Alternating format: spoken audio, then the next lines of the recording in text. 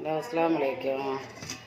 மண்டிக்கு எங்களுக்கு கேஸ் முடிஞ்சிட்டுமா, அதனால் ரைஸ் குக்கரில் எப்பவும் சோறாக்குவேன். அது போல் ஆக்கிட்டேன். சோறு தான் ஆவிருமே, கேஸ் இல்லாத இதுக்கு இந்த முறையை சொல்லி காட்டுறேன். பார்த்துக்கோங்க, இப்படி இருந்தால் இப்படி செஞ்சுங்க. அதனாலே நாங்கள் சின்ன பிள்ளைக்கு குற்றாலத்துக்கு போனால் இப்படி தான் ரைஸ் குக்கர்லேயே கறி புளியெலாம் ஆக்கிடுவோம். நான் ரொம்ப சின்ன பிள்ளைக்கும்போது இது பச்சை புளி பசஞ்சேன் எங்கள் சாந்தி, எனக்கும் சாந்திக்கும் தான்.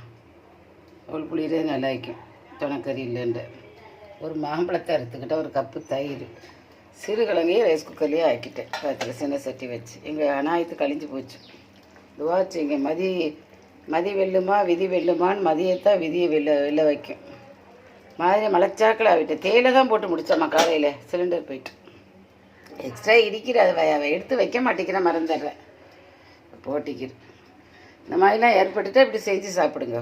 அல்ஹம்துலில்லாஹ் வைக்கிறேன். அதனால் வேலை உறவு வேலையெல்லாம் வச்சு பற்ற தானே செஞ்சோம். இப்போ அதுக்கு இது எவ்வளோ பெட்டரில் வைக்கிறேன்.